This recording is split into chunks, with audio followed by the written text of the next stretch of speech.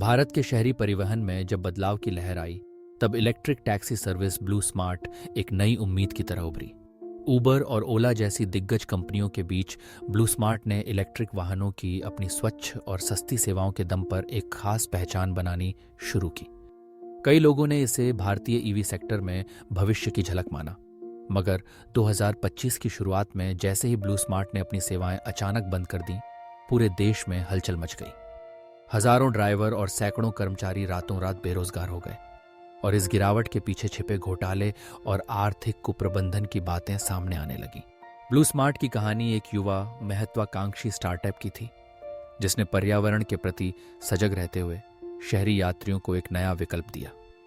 Company के सह संस्थापक अनमोल सिंह जग्गी और पुनीत सिंह जग्गी ने जेनसोल इंजीनियरिंग लिमिटेड से लगभग 9.78 अरब रुपए यानी एक ही 39 करोड़ रुपए का भारी भरकम ऋण लिया।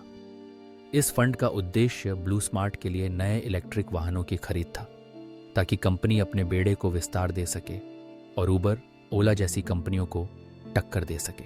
मगर यही वह मोड़ था जहां से ब्लू स्मार्ट की परेशानी शुरू हुई। आरोप है कि इन दोनों सह संस्थापकों ने इस रकम का दुरुपयोग किया।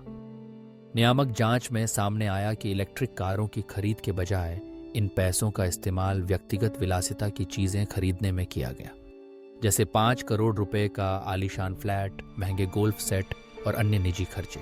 जैसे ही ये तथ्य उजागर हुए, भारतीय प्रतिभूति और विनिमय बोर्ड SCB ने अनमोल और पुनीत सिंह जग्गी को कंपनी के निदेशक मंडल से बाहर कर दिया और सार्वजनिक बाजार में किसी भी भूमिका से प्रतिबंधित कर दिया। इस फैसले के बाद ब्लू स्मार्ट ने अपनी राइड हेलिंग सेवाओं को पूरी तरह निलंबित कर दिया।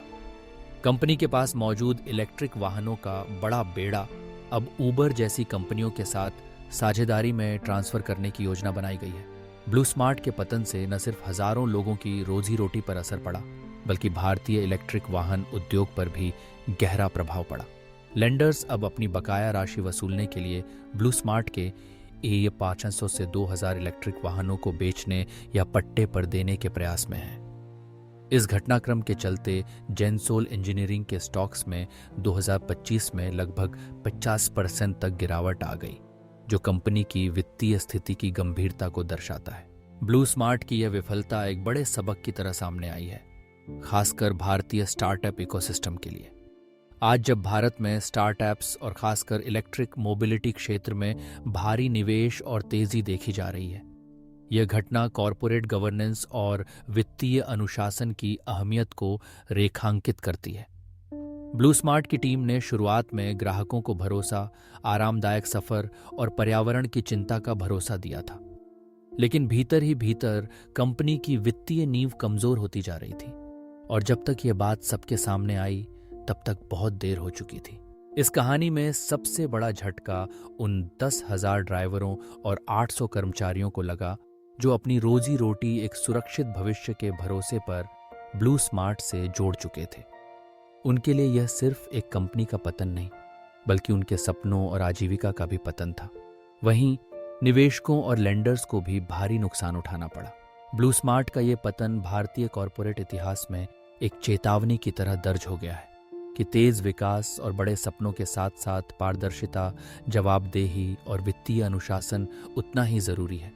जब नेतृत्व लालच और व्यक्तिगत फायदे में उलझ जाता है, तो उसकी कीमत संगठन, कर्मचारी और पूरा सेक्टर चुकाता है। ब्लू स्मार्ट की गिरावट ने यह दिखा दिया कि किसी भी इनोवेटिव आइडिया को सफल बनाने के लिए सिर्फ तकनीक या मार्केटिंग ही काफी नहीं, बल्कि जिम्मेदार नेतृत्व और नैतिक मूल्यों का पालन भी उतना ही आवश्यक है।